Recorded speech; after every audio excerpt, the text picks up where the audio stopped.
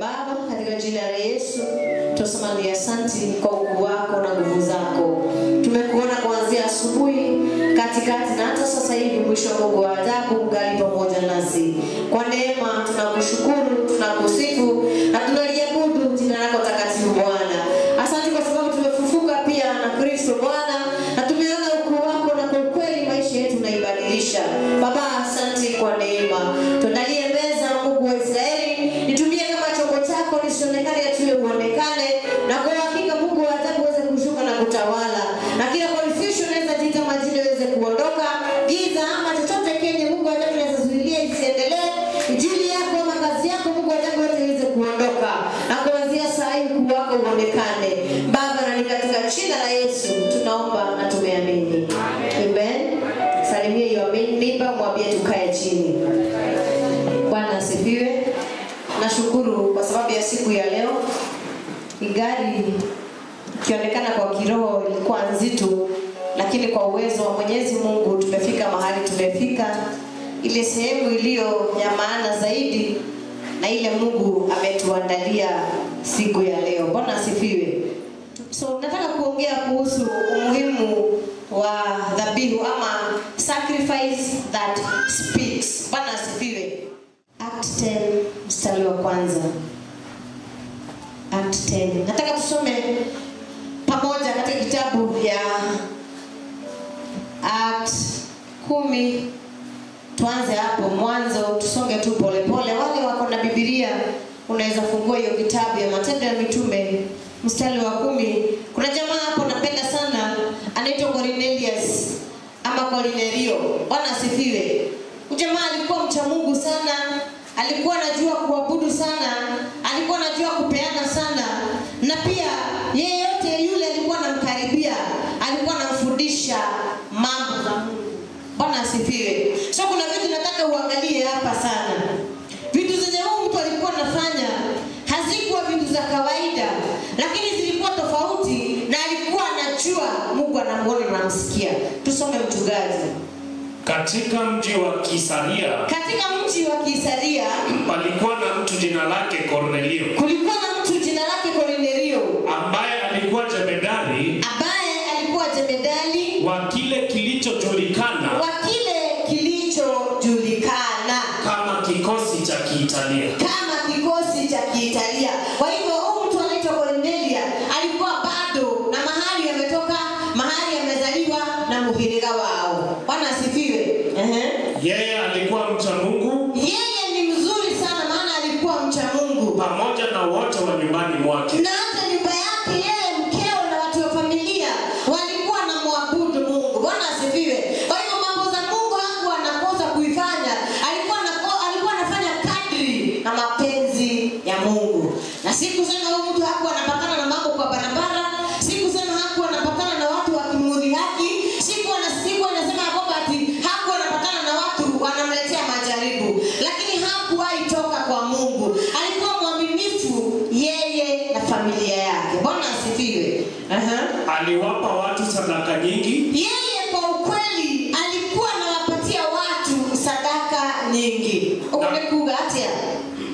Ni mtu alikuwa anajua kupeana. Akisikia uko na tatizo fulani, sisi alikuwa anatoa kwa mfuko, anakubariki. Akisikia kuna mapito unapitia, anakushika mkono unaomba, na pia anakugharimia. Bwana asifiwe. Kwa hiyo ndani yake alikuwa na roho ya Mungu, na alikuwa na roho ya utu ndani. Yeye pia na familia yake. Na kumuomba Mungu daima. Na pia alikuwa muombaji haswa ya ukweli. Siku moja alasiri, yapata saa 9, aliona maono waziwazi. Malaika wa Mungu akimjia na kumwambia. Bwana asifiwe. Ina maana malaika anatujua na majina zetu. Na ndio maana alitokea mtu anaitwa Mary, akamwambia heri Mary. Bwana asifiwe. Akatokea Zakaria, akamwambia Zakaria, amka. Akaenda kwa mtu anaitwa Abraham, akamwambia Abraham, na kujua na majina. Bwana asifiwe. Malaika anatujua na majina zetu. Akitaka kukuja kutusaidia, kutubarikisha ama kutuongelesha, anakuitanga na jina yako. Hata kama unaweza kuwa umejaa wajiri wengi, kuna ule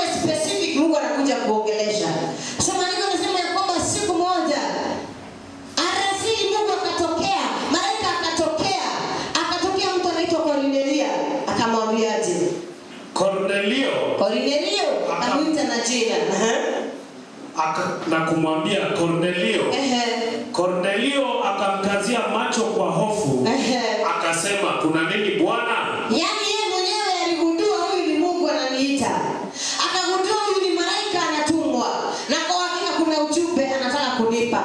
Usisahau hapo awali ama katikati ya zile maombi zake, labda kuna kitu alikuwa ameomba Mungu sana na alikuwa anaigoja na hamu na gamu. Inawezekana kuna kitu umeomba siku ya leo. Mwanzo wa mwezi kuna kitu uliambia Mungu. Tulipotangaza hii dhabihu kuna kitu uliambia Mungu. Wewe ndiye Mungu anajibu leo. Bwana asifiwe. Haijalishi umepitia nini, haijalishi umekaa aje, na haijalishi vitu zilikuwa zimekwama aje, lakini lazima utatoka na majibu leo.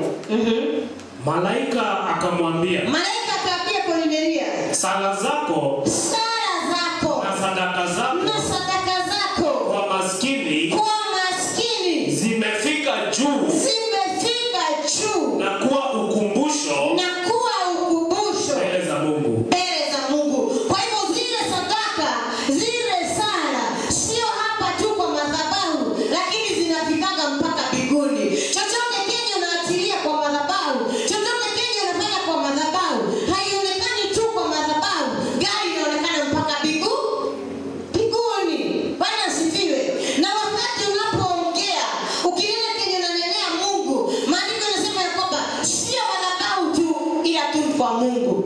Kornelio akaambiwa na Mungu, sadaka zako, dhabihu zako, Bwana asifiwe, zimefanya nini?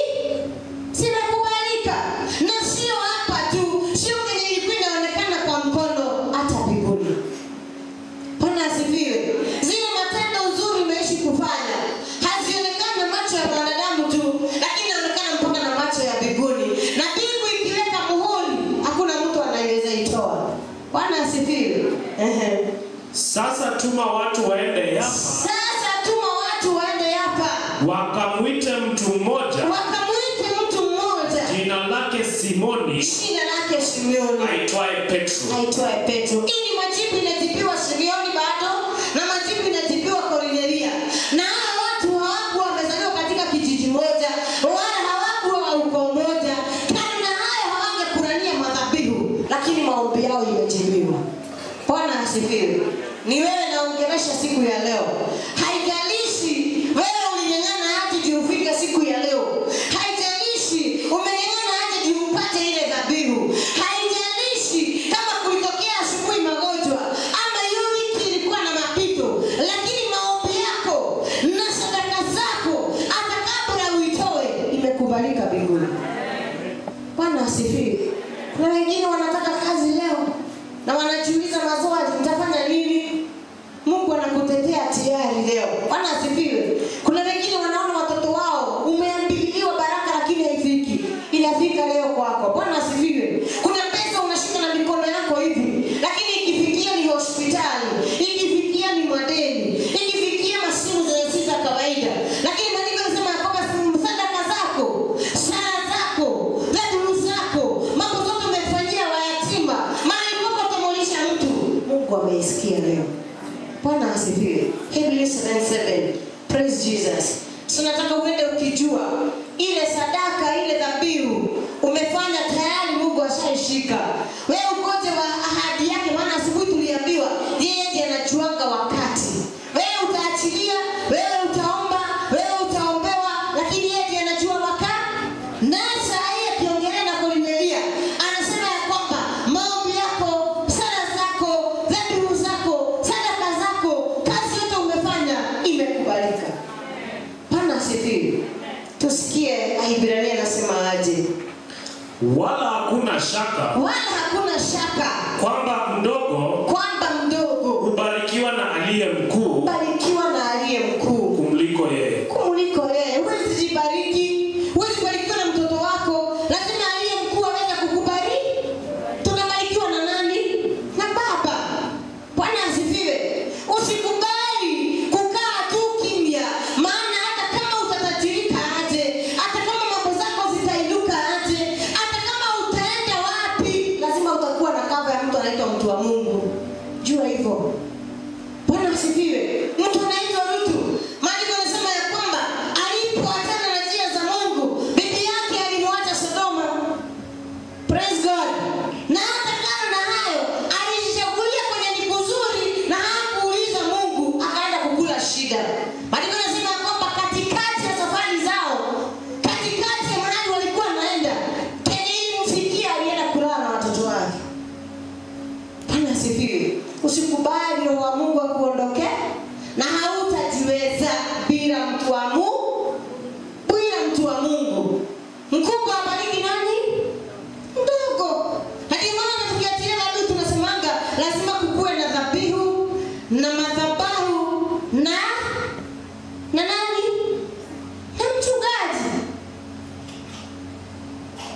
Bwana asifiwe. Na wakati unaotoa na roho yako ukijua sio wewe unajibariki ni kubarikiwa unabarikiwa, bado unasonga na baraka zako. Bwana asifiwe. Kilia nimekuwa nayo inaenda na inaisha. Nataka kukimbia kidogo. Genesis 4 mstari wa kwanza na wa pili. Tusonge kidogo. Bwana asifiwe. Praise Jesus. Uni jamaa anaitwa Adam and Hawa. Adam and Eve. Bwana asifiwe. Wakiwa katika shamba la Eden, wakiwa wamejificha vizuri, walikuwa wamewekwa pale na Mungu na alikuwa amewaandaa vizuri. Walikuwa wanakula matunda sawa sawa. Kila kitu, hakuna kitu walikuwa wanakosa. Maandiko yanasema ya kwamba Mungu akitaka kuwaongelesha, alikuwa anakuja masaa ya jioni tu kidogo na anakaa tu pale kando na wakuta na anawaongelesha. Siku moja ikatokea, maandiko yanasema ya kwamba Mungu akakuja akaangalia Adamu, akakuta hayupo. Akamwita na jina, Adam, uko wapi? Akamwambia, nimejificha. Ule mwanamke uliniumbia ndiye aliniletea hizi baraka. Hata wewe singefanya makosa. Mungu akamuuliza, kwani ulifanya nini? Akamwambia, nilidanganyiliwa na nikajikuta kwa shida. Mungu akasema, kukujeni wewe na bibi yako na mwenye aliwadanganya. Wakakuja wakiwa watatu. Maandiko yanasema ya kwamba Mungu akawaambia, maana nimeona hata mko mtu mmejua mko uchi, na mbeleni ya Mungu mnajua mko uchi, nitawafunga kitu ndio mfunike. Akawachinjia kondoo, akawaweka ile ngozi ya kondoo na akawafunika. Lakini sio hiyo mwisho, alafu akawalaani wakiwa watatu. Akawaambia, wewe bibi na wewe bwana, mtaishi mkikula shida, na hata kwa uzao wewe bibi utazaa na uchungu, na wewe mwanaume ndio utakuwa ukilisha hii familia. Na wewe nyoka, kuanzia leo hautawahi jitembeza, utakuwa ukienda kwa mavubini. Bwana asifiwe. Na utakuwa ukikaa kwa mavubini. Na ndio maana siku ya leo tunaonaga nyoka inatembelea. Ukiipata pale kwa majanini, unashangaa ni kwa nini ilikuwa tu refu. Ilikuwa inakusanya zaidi labda na elephant. But kwa sababu ile makosa ilifanya, maandiko yanasema kama Mungu akailaani. Ndio maana tunaiongana kwa vichaka. Kwa vichaka. Bwana asifiwe. Tusome mchungaji. Adam akakutana kimwili na mkewe Eva, naye akapata mimba akamzaa Kaini. Sasa walipolaaniwa wakatolewa katika shamba la Eden, kwenye walienda Adam na Hawa wakabarikiwa na mtoto. Bwana asifiwe. Na jina lake anaitwa Kaini. Eva akasema, kwa msaada wa Bwana nimemzaa mwanaume. Bwana asifiwe. Nataka nikukumbushe ya kwamba hao watu walipokuwa katika shamba la Eden hawakuwa wanajielewa, lakini kwa uzao walikuwa wamebarikiwa, kwa kila kitu walikuwa wamebarikiwa. Until ile siku sasa walilaaniwa, wakatolewa wakapelekwa kwa sasa shamba zingine. Hapo ndio wakaanza maisha mazito. Praise God. Maandiko yanasema kwamba wakabarikiwa na mtoto wao wa kwanza. Anaitwa nani? Kaini. Baadaye akamzaa Abeli. Baadaye akazaa mtoto mwingine anaitwa Abeli. Basi Abeli akawa mfugaji.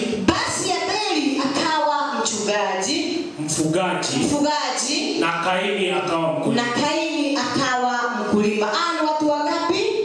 Wawili. Nani uzao wa Adam and Eve? Huyu Abeli alikuwa mchungaji. Bwana asifiwe. Alikuwa analisha ng'ombe, alikuwa analisha kondoo. Naye Kaini kazi yake ilikuwa tu ya kulima shamba. Baada ya muda Kaini akaleta baadhi ya mazao ya shamba. Kama sadaka kwa Bwana. Lakini Abeli akaleta fungu nono kutoka baadhi ya wazaliwa wa kwanza wa mifugo yake. Ni watu wawili tofauti na baraka zao ni tofauti. Kuna kitu unaweza achilia kwa madhabahu ikubariki ama ikataliwe. Maana huwezi enda utoke pale uende kwa petrol station uweke gari 50. Bwana asifiwe. Tunapiana nani? Mungu. Hawezi sema kuna magonjwa inakufuata na ukiambiwa toa dhabihu wewe unaachilia 100. Hauatiliki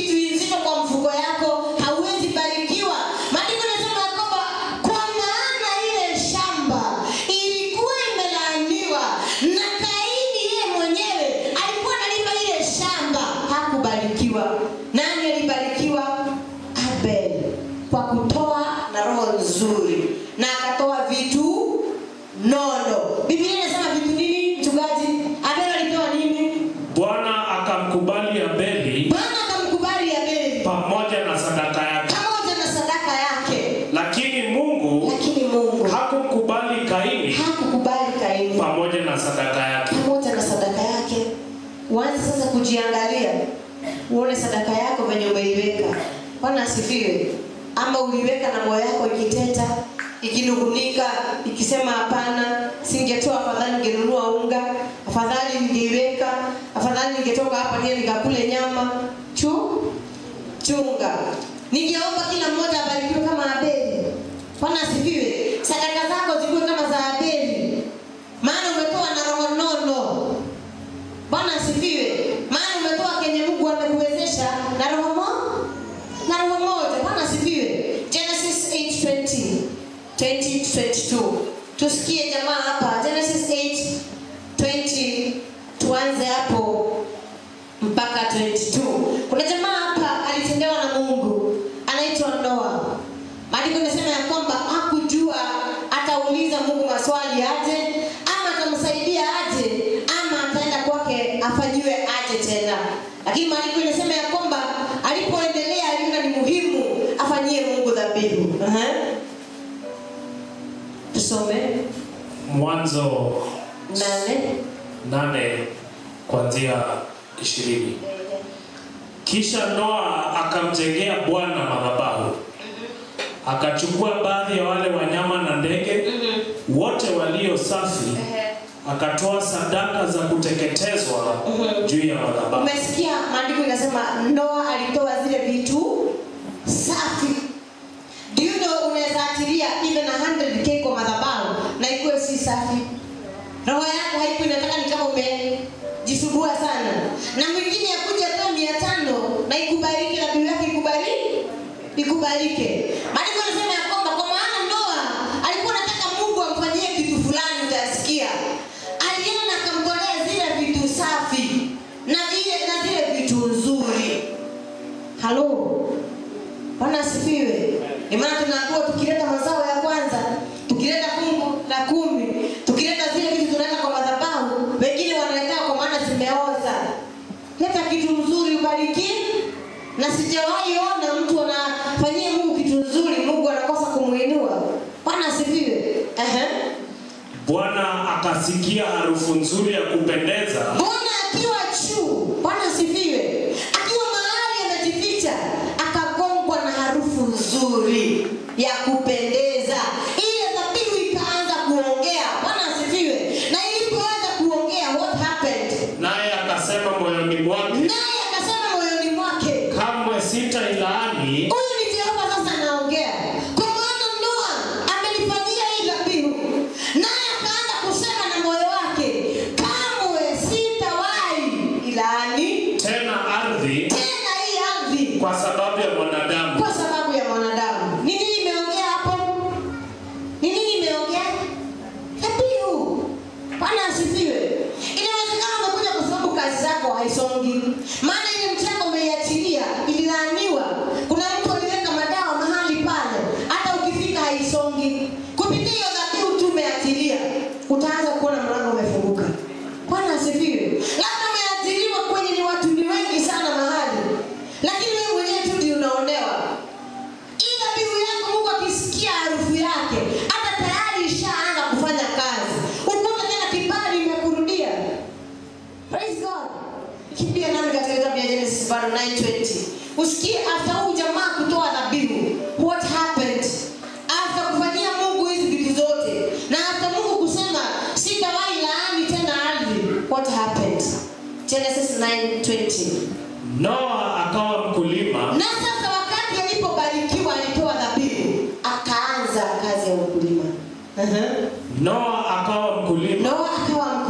Akawa mtu wa kuanza kupanda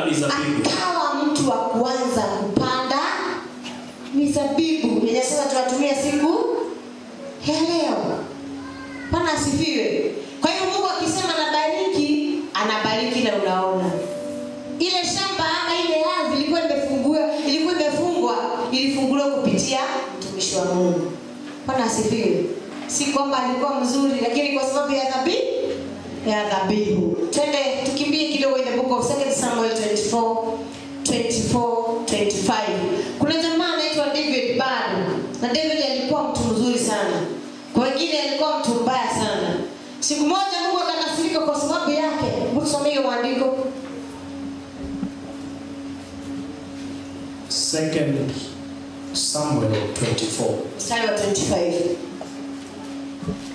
Kisha Daudi akamjengea Bwana madhabahu mahali hapo. Mahali pale.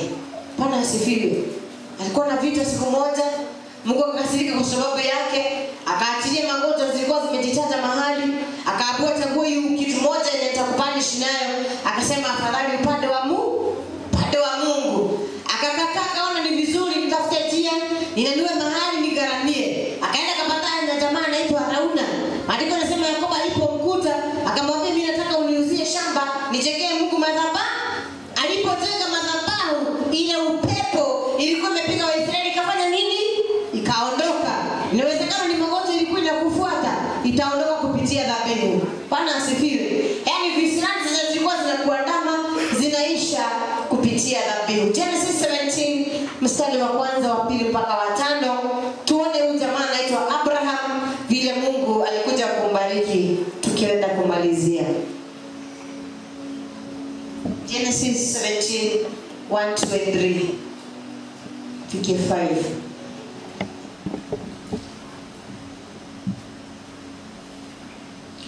Abrahamu alipokuwa na miaka 99.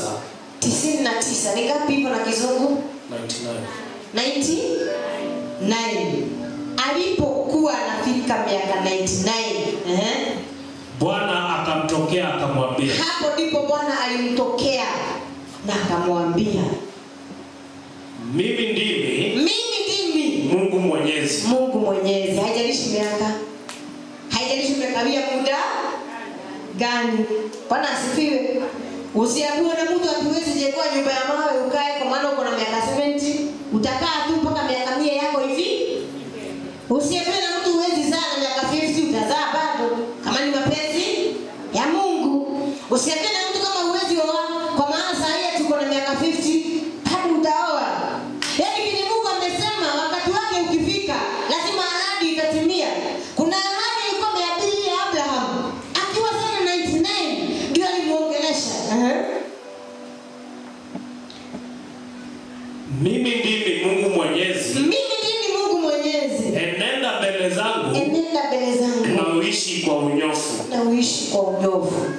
Ni Mungu anaongea na Abraham. Akafanya nini Abraham? Nami nitafanya agano langu kati yangu na wewe.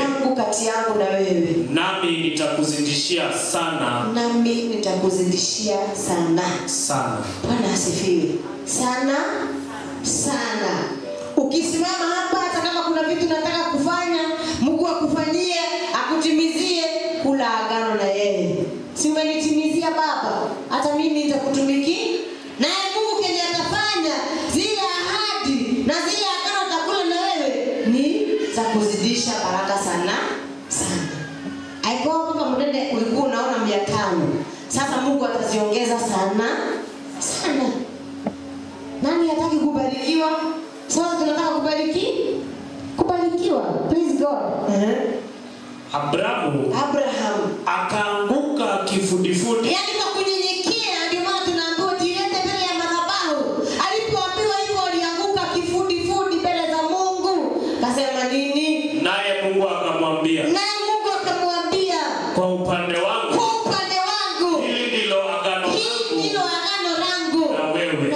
Hata Mungu anakuranga agano. Anasema mimi Mungu, wewe wachio. Bwana asifiwe. Wewe utakuwa wewe Abraham. Baba wa mataifa mengi. Jina lako. Hutaitwa tena Abraham. Bali jina lako litakuwa Abrahamu. Kwa maana nimekufanya wewe baba wa mataifa mengi. Kama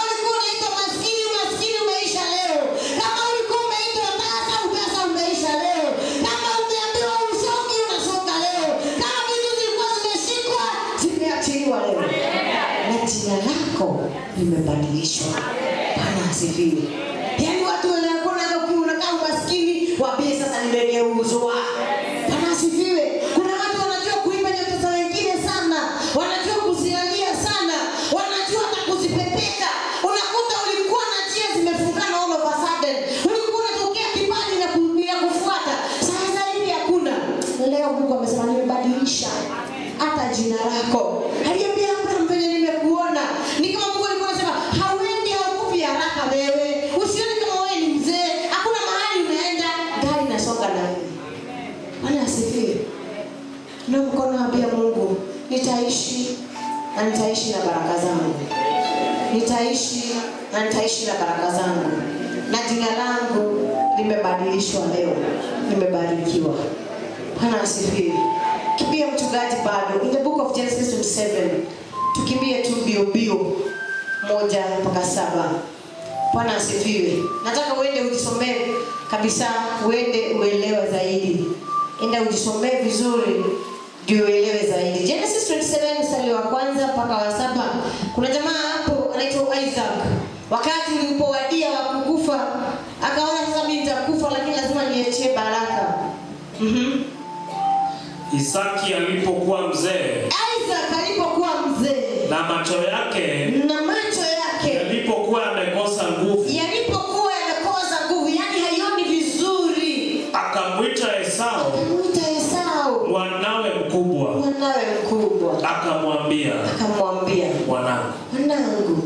Akajibu, mimi hapa. Bwana asifiwe. Wale watu wanaitaka na wazazi wanakataa kwenda, mchunge sana. Maana baraka ya mzazi nayo ni baraka nyingine. Wale wako na wazazi wako uhai. Praise God. Na ni vizuri hata kama mama na baba hawako uhai, kuna mahali ulizaliwa. Rudi kwa nyumba yenu. Kumbuka kuna uzao wenu bado pale. Pia Mungu anataka baraka wapi? Hapa wenye wako huko na hata baraka unabarikiwa na kenye unapata pale. Yaani rudi nyumbani. Ni vizuri sana na sitawahi kosa kusema hivyo. Maandiko yanasema kwamba Isaac wakati ulikuja na ukawaambia na akawa sasa macho yake haioni vizuri, lakini akasema hizi vitu za baraka zenye niko ndani nazo sitaki nikufe nazo, lazima nitaziachilia. Akaita mwanawe Esau. Akajibu, mimi hapa. Esau akajibu, ndio mimi hapa. Isaki akasema, mimi sasa ni mzee, na sijui siku ya kifo changu. Sasa basi chukua silaha zako, podo na upinde, uende nyikani, ukawinde nyama pori kwa ajili yangu. Ni nani wanaongea? Baba na mtoto.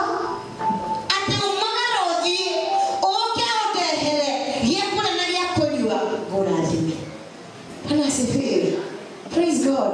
Wewe ndio utachagua ni ya mdomo ama ni ya tumbo. Wewe ndio unajua ni nini ya kulilisha. Ni chakula haipatikanaji kwa nyumba ama ni zile vitu muhimu. Praise God. Maana katika kila hali ya baraka kunayo kenye mtu anaitisha. Bwana asifiwe. Kuna mtu anaweza kuja hapa aseme mimi sina nguo, utapata. Kuna mtu anakuja hapa aseme familia yangu jana ndio mingi, chakula kitapatikana. Kuna mtu anaweza ongea hapa na mdomo, nataka upana kwa maneno, kwa mambo ya maisha, na bado itakuwa. Bwana asifiwe. Huyu Kenya aliachilia na Kenya aliomba, alimwambia nenda ukuje nikubali udele hivyo. Nitikiaje? Nidi. Bwana asifiwe. Basi Rebeka alikuwa akisikiliza Isaki. Kuna wale watu maadui, wakati unaenda kubarikiwa hawatakaji ubarikiwe, bado wanatangulia mbele yako wakijaribu kufunga baraka zako. Waambie shide. Alipokuwa akizungumza na mwanawe Esau. Esau alipoondoka kwenda nyikani kuwinda nyama pori na kuleta, Rebeka akamwambia Yakobo mwanawe. Bwana asifiwe. Sasa hivi maisha yenye tunaishi kwa sababu tulibadilishwa baraka zetu. Ile uchungu tunapitia ni kwa sababu watu wetu waligeuza hata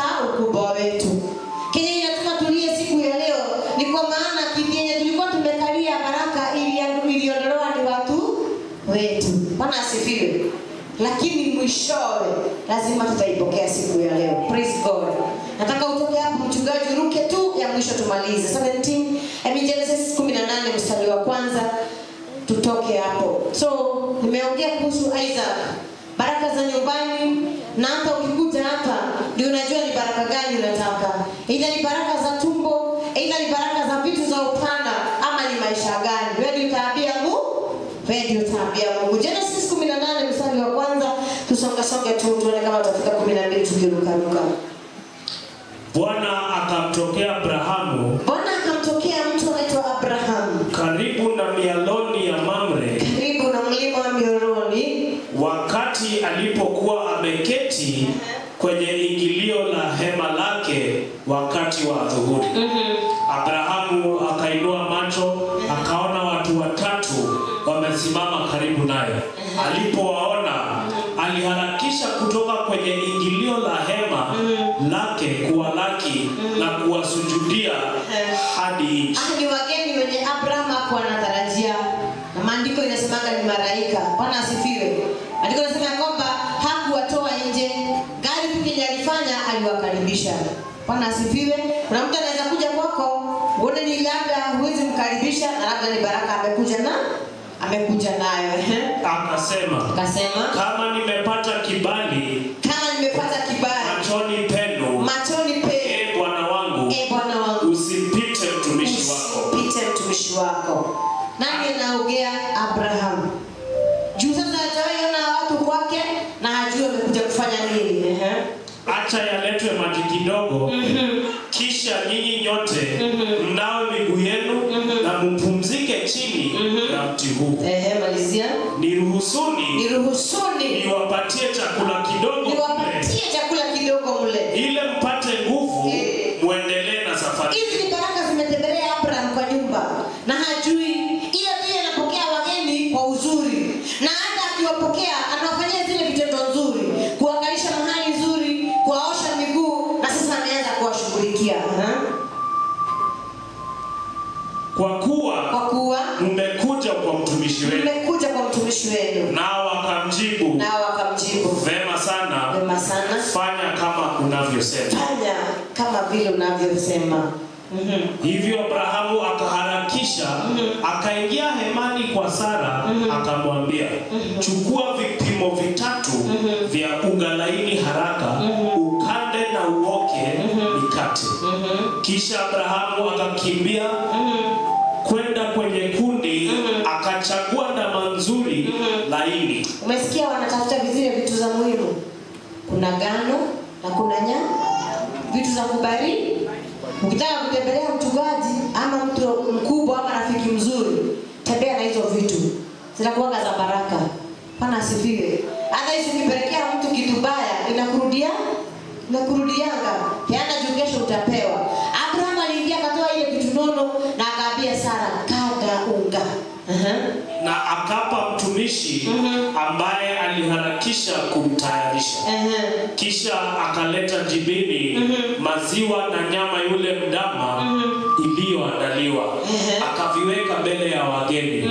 Walipokuwa wakila, alisimama karibu nao chini ya mti. Wakamuuliza. Wale wageni wamekula, wamemaliza, na wamesikia vizuri. Yaani wakati unabarikisha, mtu akisikia utamu wa kitu, hasa anaanza kuongea. Ule mgeni akasimama pale kando kwa mlango, akauliza, yuko wapi Sara mke wako? Bwana asifiwe. Yaani hawakujua walikaribisha baraka. Akasema, yuko huko ndani ya hema. Kisha Bwana akasema, hakika nitakurudia tena majira kama haya mwakani. Hakika nitakurudia tena majira kama haya mwakani, na Sara mkeo atakuwa na mwana. Atafunga Biblia. Bwana asifiwe. Ni nini imetokea pale? Kupitia kukula, kualikwa, kuandaa vizuri, kuoshwa miguu, kupewa vitu nzuri, akaacha baraka ya mtoto. Kwa hivyo walikuwa bado wanajaribu na Mungu. Waonekana kama kuna venye wanaweza karamia ndio wabarikiwe.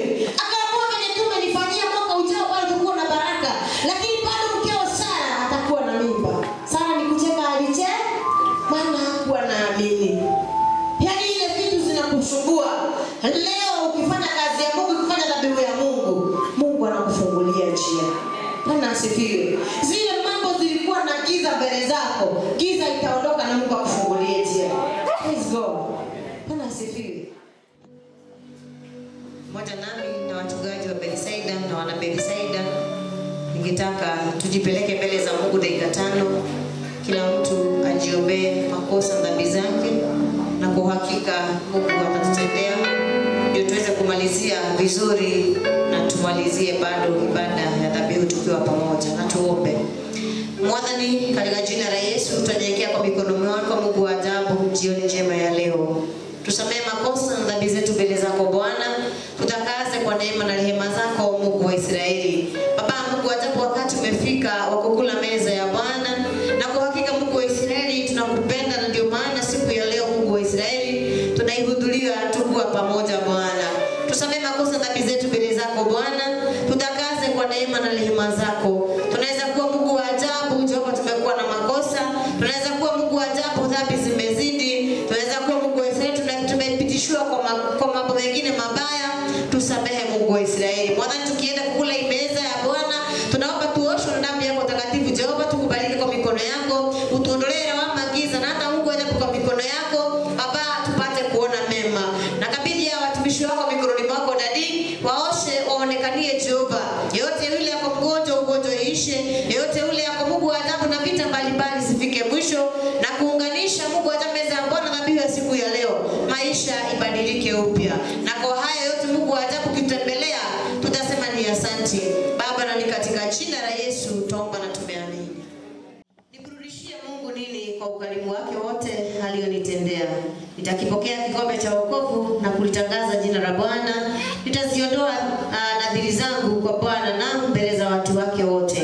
Mungu akanena maneno haya akasema, mimi ni Bwana Mungu wako, usiwe na miungu mingine na mimi, usifanyie sanamu ya kusonga, usilitaje bure jina la Bwana Mungu wako. Ikumbuke siku ya Sabato uitakaze. Waheshimu baba na mama wako, usiue, usizini, usiibe, usimsujudie jirani yako uongo, usitamani chochote alicho nacho jirani yako. Yesu akasema, njooni nyote mkumbukao na wenye kulemewa na mizigo mizito, nami nitawapumzisha. Yesu akamwambia, mimi ndimi chakula cha uzima, yeye ataye hataona kiu. Wote ambao wanakuja kwangu, wala yote anjaye kwangu sitamtupa nje kamwe. Na tuombe. Mwenyezi Mungu ambaye kwako mioyo yote iko wazi, haja zote zinajulikana, na ambaye kwako hakuna siri zilizofichwa.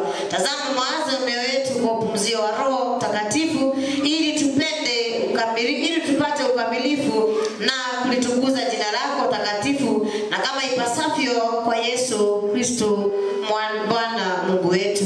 Amina. Mungu ambaye umewaandalia wale waliokupendao mambo mazuri yapitao fahamu za binadamu, mwanga mioyoni mwetu upendo, ili tuweze kutimiziwa ahadi zote zipatazo zote tunayohitaji kwa Yesu Kristo Bwana wetu, ambaye kwake pamoja na Roho Mtakatifu iwe heshima na utukufu pasipo mwisho. Tupatie wimbo wa imani.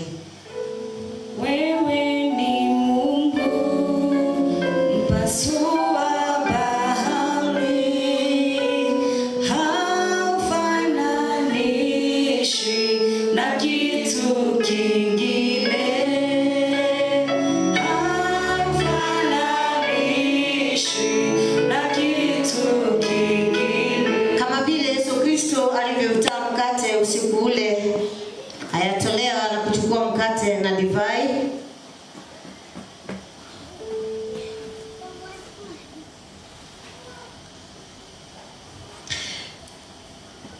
na kuviweka wakfu kwa matumizi matakatifu ya siri, na kama vile alivyowashukuru na kubariki, inatupasa tumkaribie Mungu na kumtolea sala za shukrani.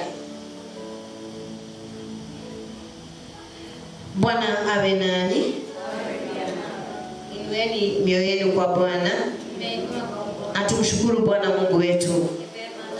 Na kweli ni haki na wajibu wetu wakati wote na mahali popote pa kushukuru wewe, Bwana Baba mtakatifu, Mwenyezi Mungu wa milele, uliyeumba mbingu na nchi na mwanadamu na mfano wako, na ambaye kwa upendo unashirikia vyote ulivyoviumba. Zaidi ya yote tukusifu na kwa ajili ya upendo wako ulivyotuwezesha sisi wanadamu wenye dhambi hata ukamtoa mwana wako Yesu Kristo. Hapo ukamtoa mwanao Yesu Kristo. Naomba utubu dhambi zako dakika 5, jipeleke tu mbele za Mungu 5 minutes na waambie Mungu akusaidie.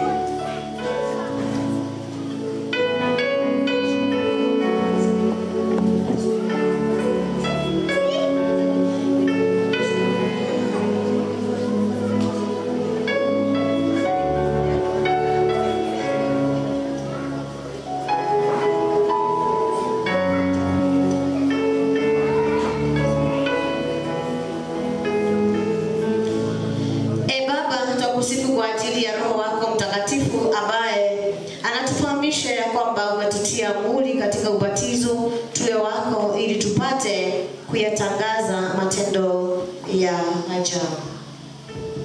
Ni wewe wa kuabudiwa, ni wewe, ni wewe wa kuabudiwa, ni wewe wa kupewa sifa na utukufu na heshima, ni wewe mwenye nguvu na uwezo, ni wewe Mtakatifu kweli na mwenye heri ni wewe, na Mwenyezi Mungu mwenye rehema ambaye aliupenda ulimwengu hata akamtoa mwana wake wa pekee ili kila mwaminie awe na uzima wa milele.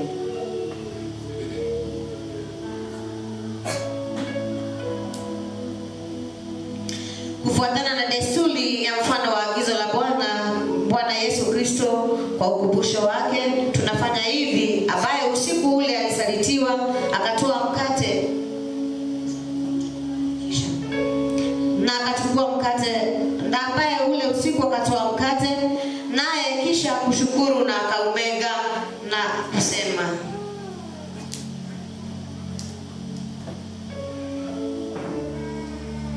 twaeni mule, huu ndio mwili wangu uliovunjika kwa ajili yenu, fanyeni hivi kwa ukumbusho wangu. Na vivi hivi kakitoa kikombe baada ya chakula akisema, kikombe hiki ndio agano jipya katika damu yangu, fanyeni hivi kila mnywapo na ukumbusho wangu.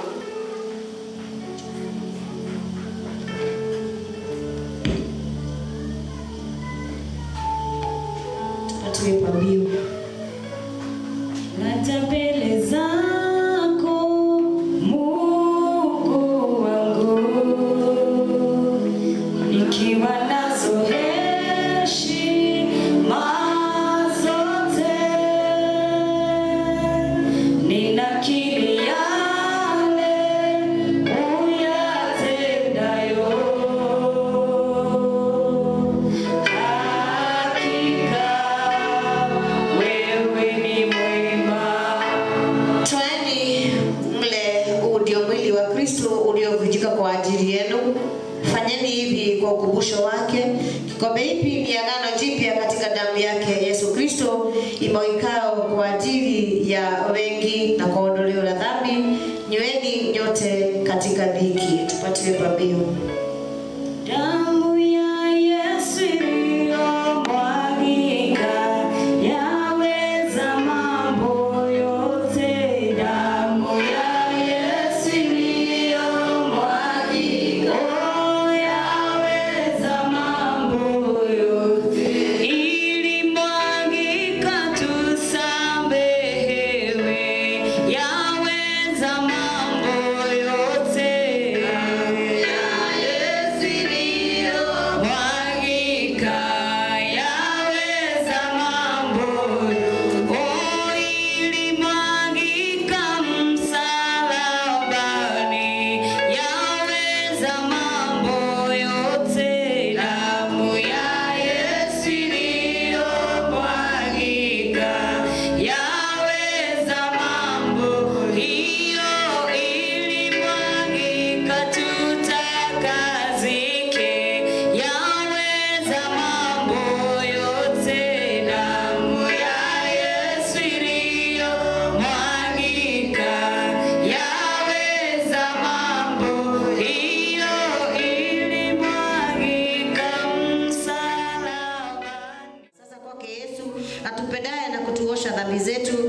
damu yake na kutufanya kuwa ufalme na makuhani wa Mungu, naye ni baba yake. Utukufu na ukuu na yeye hata milele na milele. Amina. Bwana asifiwe. Nataka usalimie mwenzako kwa furaha ya kuambia Mungu hauna chochote ndani yako cha ubaya, ndiposa tuendelee kula meza ya Bwana.